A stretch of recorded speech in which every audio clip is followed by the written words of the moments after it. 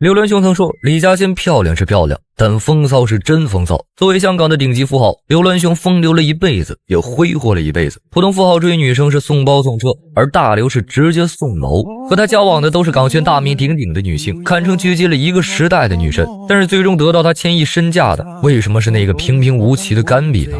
大家好，我是有游乐，本期我们来扒一扒女星狙击手刘銮雄的风流轶事。1977年，刘銮雄迎娶了包永琴，那时的他仍是个顾家爱妻的普通人。然而随着财富如潮水般涌来，他的欲望与野心也随之膨胀。这位本分顾家的男人与妻子间的感情也在悄然发生变化。当时香港流传着一句话，没有刘銮雄追不到的女明星。时间回到1988年，18岁的李嘉欣加冕香港小姐桂冠，她的惊世美貌迅速吸引了37岁的富豪刘銮雄，而大刘追女人的方式堪称教科书级别的存在。他既舍得砸钱，又肯放下身段。据说有一次，大刘送了李嘉欣一堆包包和衣服，然而李嘉欣却说自己的衣帽间太小，放不下这么多东西。豪气冲天的刘銮雄大手一挥，送了一套价值3000万的半山别墅，把李大美就哄得眉开眼笑。作为身家万亿的富豪，为了给李嘉欣送上一份热肠粉，他可以亲自爬20层楼梯。在如此猛烈的攻势下，李嘉欣很快陷入了情网，开始了这段复杂的关系。当时刘銮雄身边还有关大美人、蔡少芬、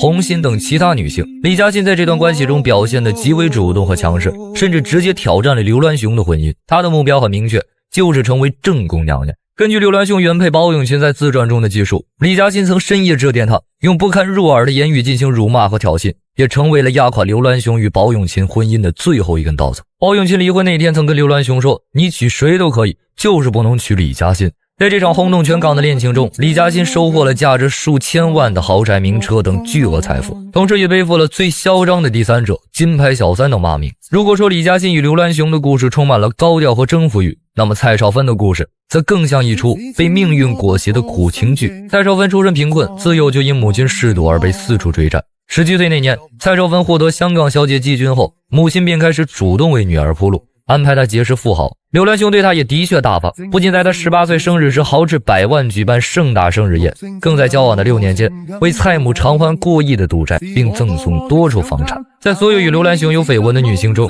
蔡少芬是唯一一个获得包永琴公开同情甚至认可的。更令人啧舌的是，包永琴不仅不介怀，反而像一位大姐姐一样，主动出资为蔡少芬聘请英语老师和礼仪老师，帮她提升学识和社交能力，以便她能更好陪伴刘銮雄出席各种场合。这在当时的香港豪门恩怨中堪称奇闻。风流无度的刘銮雄身边的女性换了一茬又一茬，终于在2016年68岁的大刘因急性肾衰竭摔倒在地，紧急入院治疗。曾经挥霍无度的身体开始亮起红灯，病床前曾经围绕他身边的众多女性都选择了离开。这是一位相貌平平、毫不起眼的女人，却始终不离不弃，守护在他身边。这个女人就是甘比，曾是苹果日报的娱乐记者。在大刘生命垂危之际，是甘比的母亲为大刘捐了一颗肾，并且24小时不离不弃的陪伴。反观他的女友吕丽君，仅仅出现在病房一次，还是为了要钱。经过此事，大刘也做出了最终的选择。2016年，两人正式结婚。刘銮雄将价值700亿港元的股份和现金转交给甘比和他的孩子，甘比因此成为了香港的女首富，完成了从狗仔到豪门阔太的传奇逆袭。纵观刘銮雄从女星狙击手到最终情定甘比的情感历程，甘比之所以能在众多竞争者中胜出，她不像其他女星那样追求物质享受，而是专注于照顾刘銮雄和他的家人，日复一日的坚持终於得到認可，並且獲得巨額財富的回報。係乜都可以做咯，就唔係話特別為我做啦。我曾經送過超過1000對新鞋俾人哋，唔係我買嚟送俾人哋，就係我收尾買下咧，儲埋都冇開嚟着。咁啊，曾經儲過超過1000件恤衫嘅新嘅全新嘅。都係 Hermes 幫你着。恤衫多數係鞋咧，就我諗6-7成到啦，有3-4成抵啲牌子嘅。點解咧？以前後生貪靚啊，或者配衫啊、襪啊、褲又配啊、頸巾啊、絲帶或者頸巾乜都會配，咁你就會貪你去做咯。到我哋而家你嘅年紀同埋心態靚，你咪着俾咩人睇啊？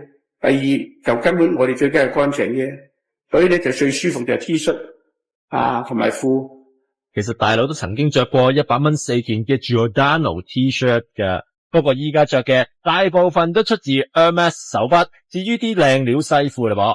我啱啱睇先嚟之前咧，佢做咗批褲，我都嚇死我，26萬6一條褲嚇。西裝啊仲犀利啊，出自倫敦嘅名牌，一套要成150萬，加埋每季置裝費成500-600萬㗎。今日我啱啱訂咗一批啊，點解尺寸肥咗啊嘛，着唔到啊嘛，其實可以着到嘅改，咁我嫌麻煩，寧願我而家嗰啲唔去改就送俾人哋咧。我諗嗰個大話，我諗冇100條都有80-90條咯。係靚嘅。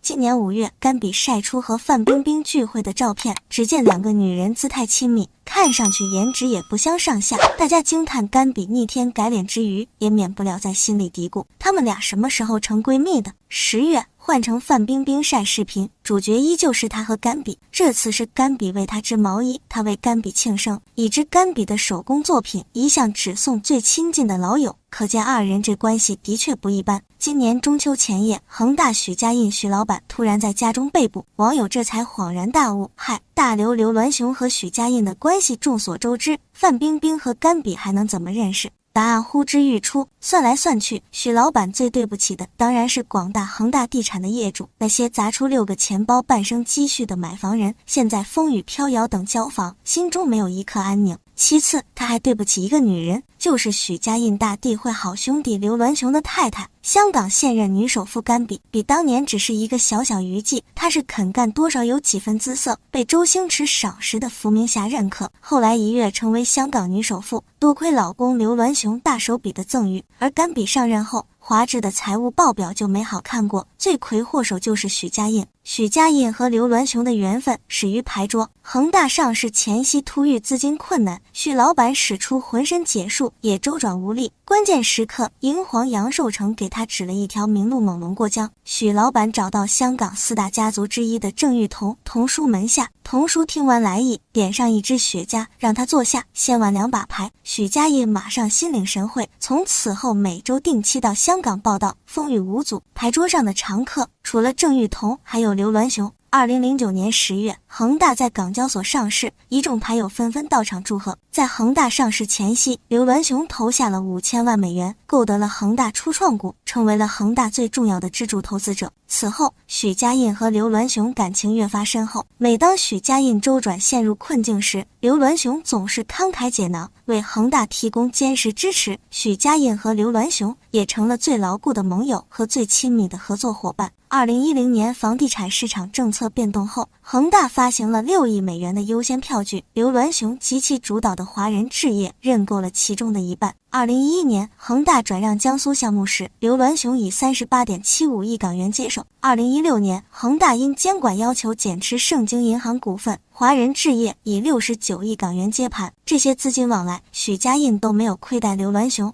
大刘也拿到了超出预期的巨额回报。同样，刘銮雄抛售在地项目和美国万通大厦将近300亿的资产时，爽快接盘的也是许家印。可是他太太甘比就没那么幸运了。2016年，刘銮雄身体状况江河日下，危急之下，他花3亿换了肾。换肾之后，刘銮雄亲自过问华置业务的时候越来越少，大多数事务由甘比主导。同年11月，刘銮雄终于将陪伴身边多年的甘比娶进门，并且送上500亿大礼包，一举将甘比捧上香港女首富的位置。到了2020年6月，甘比又笑纳了刘銮雄大儿子刘明伟的24.97%的华人置业股份，其持股比例达到近75%。再加上甘比的亲姐姐陈世运、亲妹妹陈诺运已分别担任华人置业行政总裁、执行董事，华人置业正式进入甘比时代。2020年8月，刚刚坐稳华置总裁位置的甘比，在恒大物业上市前，以45亿港元认购了恒大物业5.37%的股权。2021年1月，恒大汽车引入了260亿港元的战略投资者，甘比又投入了30亿港元。华置在恒大的投资曾经最高账面盈利超过100亿港币。2019年底，许老板还给刘銮雄夫妇分红17亿。原本是一张牌桌上的人，谁知有人突然掀了桌子，甘比信心满满的2笔投资，在1年后就露出了狰狞的面目。2021年风云突变，11月8日，与许家印有关联的香港山顶布丽境2处豪宅被正式抵押给财务公司，借贷约8.2亿，区8.2亿也被许家印计入要立即变卖的资产范围。可见恒大的现金流出现了巨大的问题。2周后，华华人置业发布公告称，相关股东已就向董事授予出售授权，作出书面批准，已授权出售集团于2021年9月23日持有的中国恒大全部或部分约 7.51 亿股授权股份。此时为时已晚，华置从恒大身上赚的100亿港币又扎扎实实地赔了进去。同时，甘比这个决定让股民信心大失。华置2021年和2022年的财报都相当难看，股民不是傻子。华人置业的市值从2014年的600多亿港币下滑到现在只有40多亿，股价长期维持在2港币左右。所以现在甘比在华置领导人的位置上，没有睥睨天下的权力快感，而是被迫接盘的束缚。这一切都是拜许家印所赐。700亿被洗劫一空，刘銮雄失去对家族控制，甘比真实面目也彻底暴露。甘比原名陈凯运，没什么文化，只是初中毕业。他长相一般，还有点龅牙秃嘴，与路人无异，跟刘銮雄其他女友在颜值上根本没有可比性。他到底有什么本事，能够搞定刘銮雄，让刘銮雄将大半家产心甘情愿送给他呢？甘比是一个将满手烂牌打出王炸的人，他出身贫寒，有一个姐姐一个妹妹。因为父亲经常酗酒家暴，父母在他幼年时就离了婚，母亲带着3姐妹改嫁他人后，生活依然非常拮据。为了补贴家用，甘比初中毕业后就出来工作了。19岁这一年是他人生的分水岭，他进入报社当了一名娱乐记者。那个时候的甘比脸上有着明显的婴儿肥，圆嘟嘟的脸，五官寡淡，秃嘴龅牙，衣着朴素，和美女这2个字根本搭不上边，与路人无异。甘比能力很强，曝光了娱乐圈很多大事件。郑伊健还没走红时，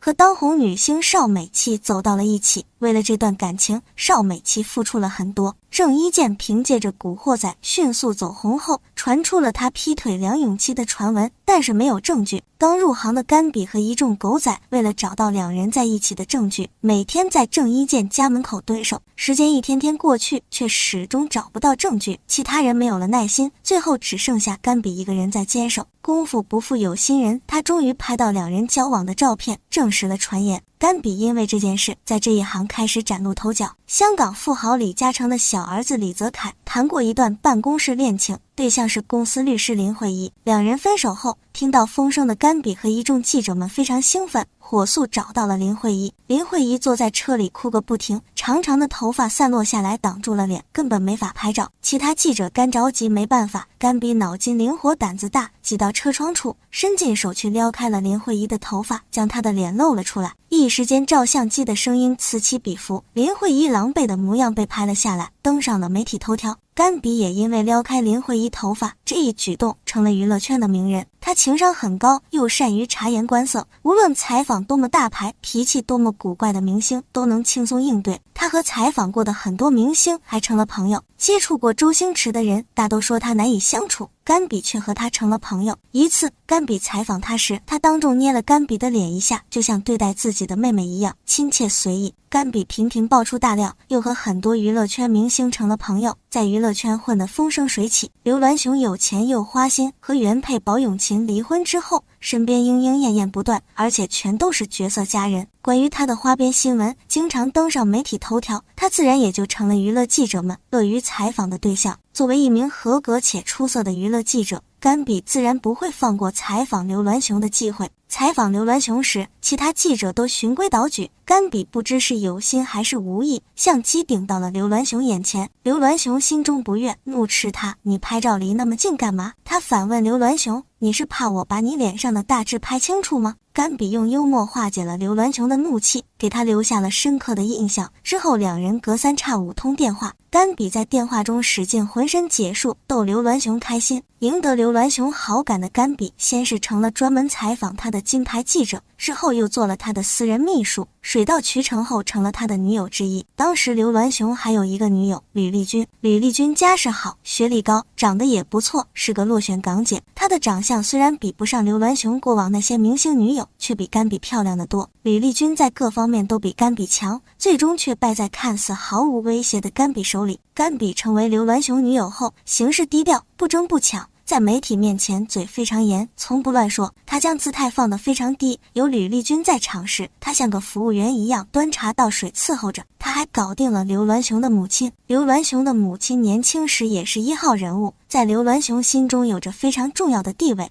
甘比经常陪刘母说话聊天，他总能说到对方心坎里，又和刘母一样都是一口流利的潮州话，很快得到了对方的认可。甘比为刘銮雄生下第一个孩子时，刘銮雄非常重视，刘母还亲自去看望。2015年时，刘銮雄身体出现了问题，进出医院几十次，还一度出现生命危险。他住院期间，李丽君只上医院去了1次，待了10来分钟就走人了。甘比却一直在他身边，无微不至地照顾着他，直到他需要换肾后，还千方百计为他寻找肾源。刘銮雄生了一场大病，终于看清了谁是真正对他好的人，谁只是看中了他的钱。病好之后，他和李丽君撇清了关系，之后和甘比结了婚，让甘比成为了名正言顺的刘太太。刘銮雄老了，又经历了一场大病，磨灭了所有的雄心壮志。他把公司全交给甘比处理，把大部分资产也都给了他。有网友调侃，刘銮雄奋斗了大半辈子，到头来反倒成了给甘比打工的。成为刘太太后的甘比和当记者时已经判若两人，端庄优雅，大方得体，颇有豪门阔太的风范。甘比成为豪门阔太后，依然非常低调。她经常以老公的名义参加各种慈善活动、公益活动，不求名，不贪功。甘比之所以能够站在今天这样的位置，是因为他拥有卓越的智慧和广阔的视野。在面对那些对他不利的情况时，他懂得宽容、拒绝和放弃。虽然表面上看起来不争不抢，但实际上他将整个局面尽收眼底，为未来的道路打下坚实的基础。他并未刻意争夺任何东西，而是默默承受着屈辱和重压，在适当的时机一举击败所有对手。甘比如今已不再回避锋芒，而是展现出她作为女强人的实力，为刘銮雄的华人置业事业提供了有力支持，同时也在富豪圈中站稳了脚跟。有人声称，如今甘比已经显露出她的雄心壮志，不再像以前那样忍气吞声，但也有人认为，甘比已经掌握了巨大的权力，不再需要忍受屈辱。无论何时，那些能够在沉寂了10幾個年頭的人，都不會輕易地失去他們所擁有的珍貴之物。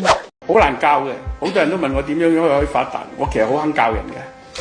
但係而家今日嘅年青人，唔理係男仔女仔，大部分都好鬼懶嘅。佢哋真係其實就唔係掂地啊，係離地。佢唔知道個個人啊有今日嘅成功，個個都係咁樣捱出嚟㗎啦。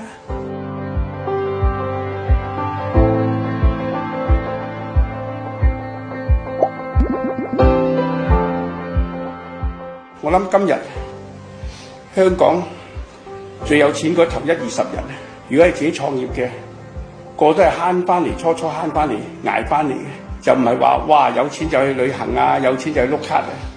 我喺26、7歲個紅寶仔個儲蓄入邊都有億幾銀現金。我睇咗件褸係好需要買嘅，一冬天係啲長褸，4000蚊睇咗3次都着都唔捨得買。咁你要知慳識點啊嘛，你點知出年咩環境啊？人無百日好，花無百日香。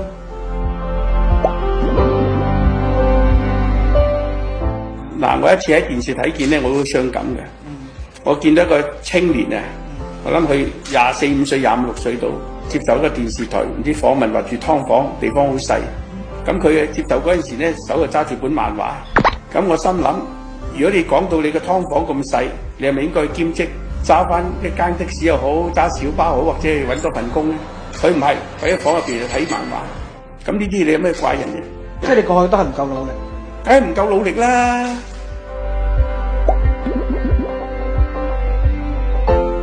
所以好多嘢，呢啲年青人今日淨係識怨天尤人。你打開電視，最多嘅廣告係乜嘢咧？旅行社嘅廣告同埋財務公司嘅廣告，我鼓勵你去借錢咯，碌卡咯，去旅行咯。咁邊個唔知嘆係好啊？咁你使唔使孭債啊？你係咪好似想希臘咁樣，今日揸人錢就預備話發爛渣唔還咧？好多即係今日係自己嚟嘅。好似我上次我個仔，我已經叫佢唔好咁多聲氣，話慳啲去日本旅行啊。其實佢講得好啱㗎，但係啲人會聽落啊。喂，我寧願嘆咗先講。所以有陣時呢啲即係年青人，唉，有心機又要換呢樣又要換嗰樣，即係完全係同我哋以前諗法同我哋唔同嘅。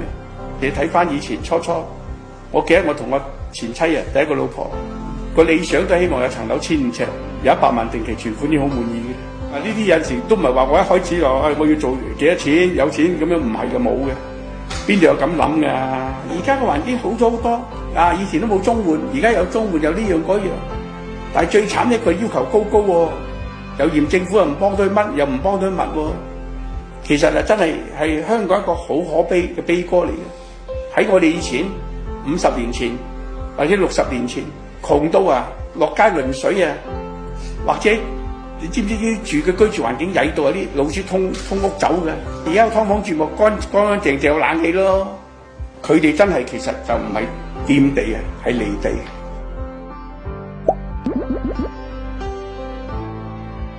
點解有啲人一世人要注定係冇得上位冇得成功咧？因為佢思想上已經係錯咗。咁但係絕大部分都係啲咁嘅人喎，即係等於你喺股市贏錢嘅人佔好少數，輸錢人佔大數。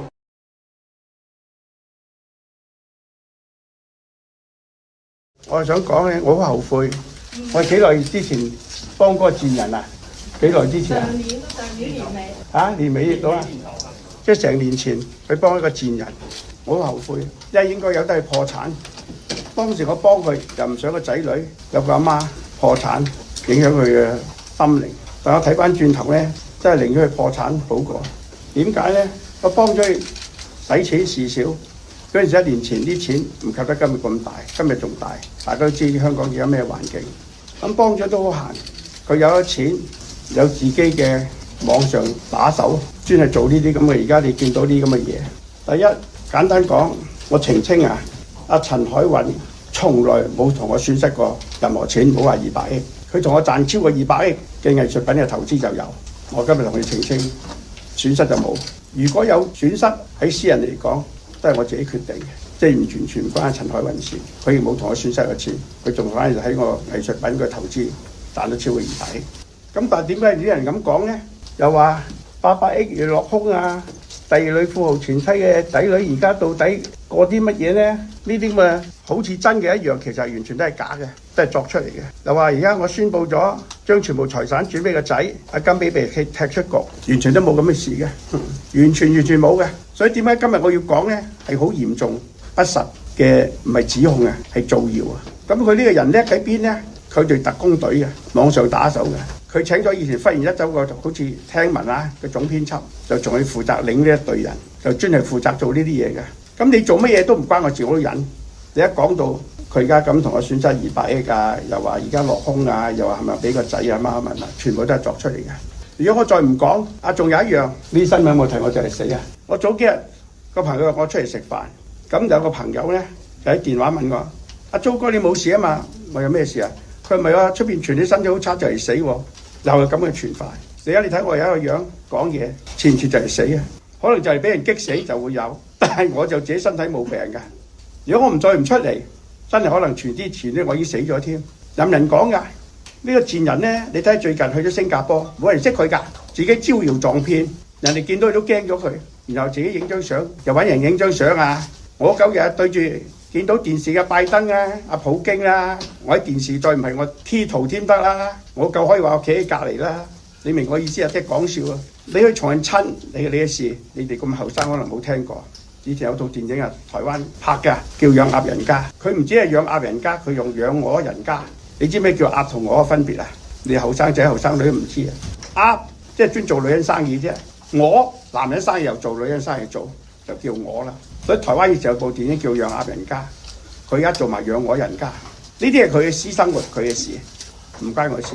但我點解要咁講咧？就係話，喂，而家你睇呢沓嘢，完全0.001個事實都冇嘅，夾硬作出嚟老屈。咁我再唔出聲，即係默認。我老婆陳海韻叫我唔好嚟㗎，佢使乜理佢啊？佢自己自我陶醉啫嘛。我話即係等於咁，如果有人入屋企要晒我屋企人，唔好講我唔係跛，我係跛殘廢我都要保護屋企人啦。你個個都係屋企係咪？你都會識保護你自己屋企人啦，係咪啊？咁俾人造謠做到咁。咁我再唔出聲，我咪死就係俾人傳到就係死添啦！以前曾經又係講話我娶咗陳海韻，因為佢阿媽換咗個腎俾我，所以我報恩，就娶咗佢女做老婆。呢啲真係笑得我真係好好笑嘅。我換腎都揾個後生啲啦，揾個老人家腎換，希望1年換一次咩？呢啲咁嘅謠言全部都係呢個人作出嚟㗎。佢有網絡打手㗎，佢好精㗎。喺香港出就好易俾人睇到佢出，佢唔係㗎。由香港轉去大陸出嘅，我 check 晒出嚟嘅。我雖然唔識用電話，唔識用電腦，我讀書嗰陣時識呢好多馬來西亞啲華僑，我仲有少少鐳，都可以 check 到啲咩事發生。咁但係我見完呢沓嘢咧，我都第一次睇到咁多，我都係偷偷睇。阿蘇啊，我打俾你嗰陣時都係呢一張嘅，跟住而家你整咗咁多張出嚟，又話全部財產轉俾個仔，甘比被踢出局，點解要咁講啊？自己開心咯，希望講係有人信咯。第一我重申，阿陳海雲，我老婆從來冇同我蝕過錢喺個金融投資，佢喺藝術品投資同我賺咗超過200億就真嘅。咁點解要咁？佢而家阻住叫我唔好嚟㗎。佢仲講話驚我今次開記者招就會影響到某個仔同女，我都冇辦法㗎。即係人如果入屋要殺我屋企人，我就已經跛咗啊，癱咗，我都要作垂死嘅掙扎、垂死嘅反抗啊！冚唪唥都要老作老屈，又話而家俾我好似即係休咗咁滯啊嚇！冚唪唥都係呢個人作出嚟嘅。我老婆叫我唔好嚟，驚傷到個仔女，我都冇辦法。我最後悔就係幫咗佢，有得係破產。但係破產仲係冇錢養呢班咁嘅屌嘅網絡打手，養呢個忽然一周嗰個總編輯，我唔差啲邊個，我唔得閒理佢邊個。我再唔出聲，有個朋友真係以為我有事就嚟死，打電話阿租哥你冇事啊嘛？我咩事啊？佢話咪啊網宣傳你就嚟死喎，你睇我而家同你講嘢把聲，似唔似就嚟死啊？我長話短説，呢沓嘢佢哋個個都有啊，俾晒佢哋睇啊！你話你見到啲咁嘅嘢，咁有咩人會做呢啲嘢出嚟咧？事實冇咁嘅事嘅，咁邊個人會做啊？邊個得益啊？自我陶醉咯！我夠想做呢個宇宙啊，最有錢嗰個咯。如果成個宇宙滅亡咗，淨係死得我一個唔死嘅，我咪最有錢咯。個其他啲生物都死晒，係咪啊？即係我都可以幻想咁㗎。咁邊個人會作啲新聞出嚟咧？得一個人咯，自我陶醉。講希望有人信咯。我真係希望我1年前唔幫佢，等佢破產。咁而家係咪後悔幫咗佢？係，我承認㗎。我唔係含住條頸，我係唔想個仔女心靈受損啫。點會含住條頸嘅？你睇我性格似唔似會俾人威脅到？我唔會俾人威脅嘅咯。同埋之前咧有傳佢咪租咗壽臣山嗰度住啦。咁你之前送俾佢嗰間大屋咧，其實仲有冇？我幾時有送過俾佢啫？佢自己講啫嘛，佢自己講啫嘛。間我都收翻，而家 plan 緊嘅設計嘅職業咪拆嚟起㗎。以前我仲猶豫緊，拆依唔拆依，入邊嘅裝修好靚。大家睇完佢住過，我唔拆都唔得啦，因為碌柚葉水洗過都唔掂啦。我真係講真㗎，最重要就係我諗住算，點知佢係不停咁追殺你。睇呢沓嘢，你睇完邊啲人要做呢啲謠出嚟啊？邊個人得益啊？係得佢自己自我滿足啫嘛。佢真係新加坡，我唔識佢㗎，自己走去埋佢自己嘅介紹。我而家譬如唔識你，我埋嚟阿小姐，我係邊個邊個？其實你咁講，喂，你唔好掂我啊！我嗌飛你㗎，即係人哋咁樣嘅表情。咁佢而家影咗張相就當好似參與其中。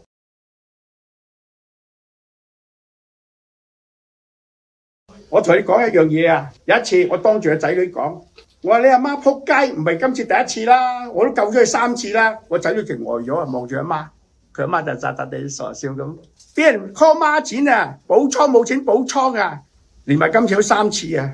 我而家公開講㗎，有晒記錄㗎。佢阿媽最叻就係傻笑對自己仔，我唔記得咗啦，我扮得似唔似啊？佢唔掂，俾人斬倉 call 孖錢冇錢，我同佢填數㗎。當住佢仔女面前講，佢仔女呆咗望住阿媽，佢傻笑，我唔記得咗啦。第次次唔掂，冇我幫，一早破咗產啦。賤到無倫嘅，成家人都係做賊嘅，納米型嘅小賊，成家人都係嘅。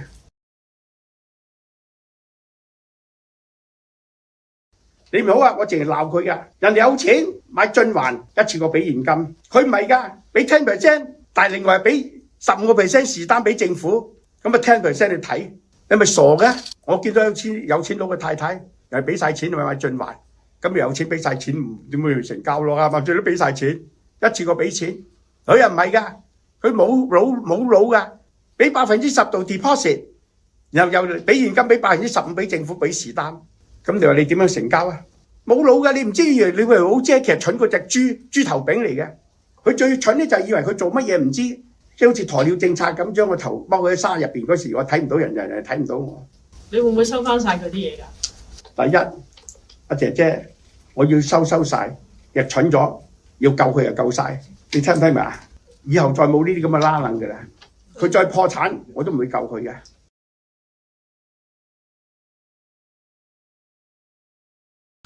厚住面皮就揾我就冇，但係挨笨笨。我有陣時打電話俾個仔個女咧，佢永遠都喺隔離㗎。喺度搭爹，你估你認為佢揾我會唔會聽佢電話？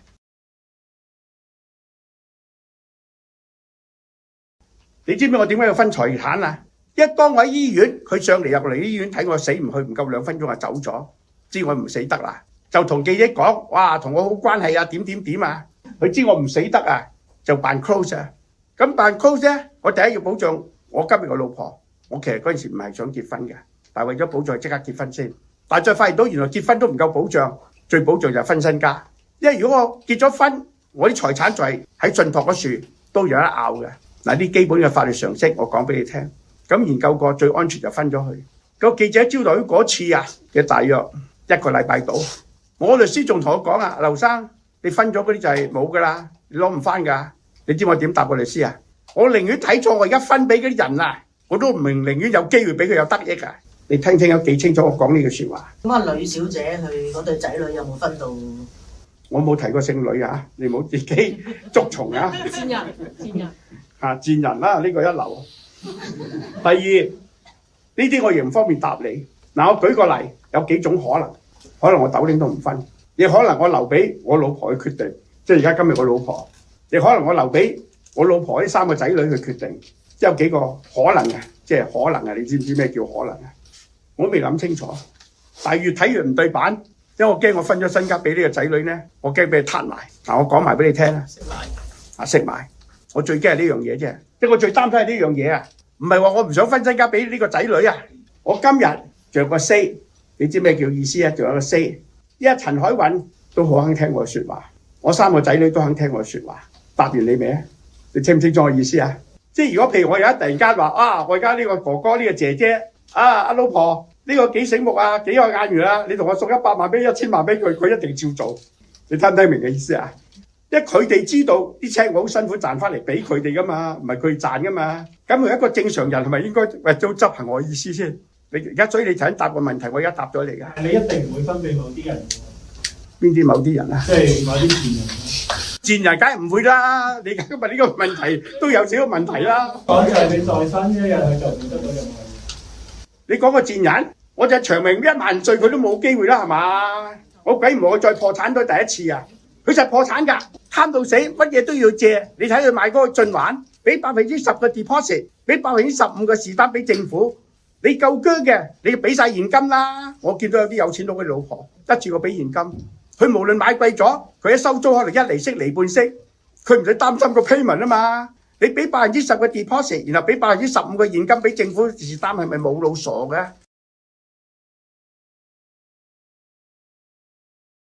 佢邊個投資蝕得最多？你講乜嘢先？嗰個人。我可以同你講啊，乜嘢投資都有嘅。佢傻噶嘛，佢邊度識投資啊？佢扮啊！佢有陣時以前同我講，喺倫敦買啲物業，但係佢揀翻嚟，冚唪唥都作出嚟嘅。你倫敦嗰啲物業，即係以前有報道話係佢幫你揀。梗係冇咁嘅事啦。但我要呃你冇講咯。佢講大話唔使眨眼㗎，出口成詩㗎。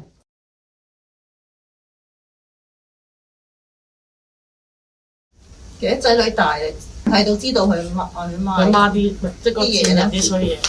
阿 Lee 東都即係我真係唔知，佢知啊唔知，因為佢好識洗腦㗎。以前我講好多衰嘢俾你聽啊。有陣時嗰個夥計又退休啦，我諗住俾筆退休金佢啦，又呃咗我俾幾百萬，其實嗰個友都冇收過錢，收俾我知道，咁嘅錢都撻㗎，即係好多啲濕濕。好多啲咁嘅錢㗎，一支牙膏啊，一張單都 claim 3次嘅，佢 claim 都唔記得咗。嗱，我作呢句説話，我作出嚟㗎，絕子絕孫啊，7個仔女養唔大啊！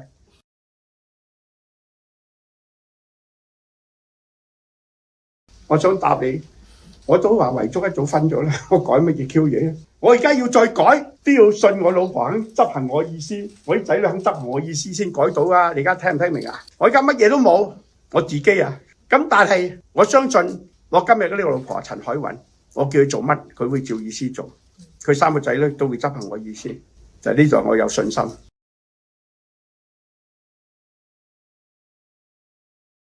牙膏都 claim 3次啊，仲有啊，唔止牙膏啊，喺超級市場啊，執嗰啲單，你知有陣時有人買咗啲單咪劈咗喺地下，都一路攞嚟 claim 㗎。你估我唔知咩？你點知佢執單啊？我要攞翻嚟買乜春嘢啊嘛！喂，大佬，我哋會計部 check 得好緊㗎，即係而家你話同我買個眼鏡。咁你而家大位，我就係呢張單就而家戴緊呢個眼鏡，都有個眼鏡啊！仲有啊，佢最擅長係點咧？佢買個名牌，費事拖人哋嘅牌子個名出嚟，買咗之後就平價賣俾出街。你聽唔聽明嘅意思啊？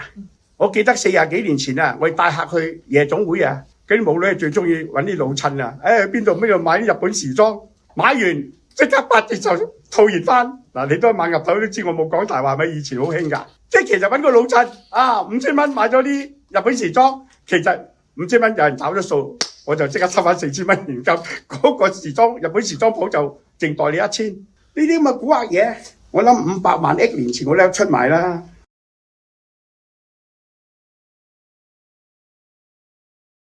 個賤人人品咁差啦，你有冇諗過叫翻2個仔女，即係佢哋都大啦？嗱，你問得真係好，我真係想擁抱你，唔係想非禮你嚇。我真係想講乜嘢咧？而家仔得13歲，如果18歲，佢有自己獨立可以選擇跟邊個住係咪？佢想跟我住，我同佢一齊住。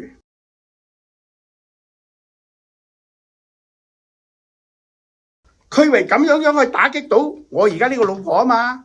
我老婆叫我唔好嚟㗎，佢啲人傻嘅，佢得佢自己開心。但係有啲人如果我唔出嚟講咧，真係有啲人會信嘅喎。佢最叻就係咩咧？陰陰濕濕喺旁邊做嘢。其實我忍咗好多次㗎啦，即係唔係咁嚴重，好似呢沓嘢唔係咁嚴重，我都算嘅。我老婆都叫我唔好開㗎，呢咁嘅賤人使乜要勞氣啊？佢覺得我希幾支影響我身體，講嘢我而家都傷氣㗎。唔會，你同佢講法律行動啊！你唔知佢一次啊，揾律師11、2點啊，屌你揾人攞張傳票嚟俾我屋企啊！12點半夜3更，梗係緊民事啦，唔通佢可以刑事咩？代表律政司告我咩？而家可以你突然間告我性騷擾你都得㗎，我又可以告你話你想民間我㗎。咁張傳票係啲咩內容？咁我梗係唔方便講啦。啊，但係即係總之係我而家講呢就係事實。即係佢又問你攞錢係咪？唔係，總之唔方便講。OK，即係佢而家除咗係錢之外，乜都冇嘢同你講。佢會咯，扮煙路順咯，扮好 nice 咯，扮乜都唔知咯，真係冇㗎，我真係冇㗎，我冇呃你㗎。屌，我諗你哋咁多人係咁後生啊，我由幾歲僆仔瞓地下篤到今日，我見壞人都見唔少啊，但係咁撚賤咁撚壞嘅人都係第一次見嘅。梗係有啦，但係有用咩？我同你講啊，佢全家都係納米型，你知咩叫納米型啊？納米型嘅小賊嚟嘅，即係小賊都唔緊要，賊仔仲納米型嘅賊仔，全家冇一個好人嚟嘅。第一，我有睇我都唔會同你講。第二，我簡單講句嚇，唔好講我自己，我講好多朋友，尤其以前古代啲皇帝接班人好乜嘢都好，都係能者居之啦，係嘛？即係我舉個例，我曾經睇過范冰冰拍嗰套《武則天》，結果佢嗰個老豆俾個皇位俾佢嗰個仔啊。佢頭都冇諗到個仔咁細個㗎，佢就問個太監跟咗佢幾廿年，佢有3個仔大仔嘅，佢話邊個好咧？個太監突然間你做個細仔喎，你唔知有冇睇過呢個劇集？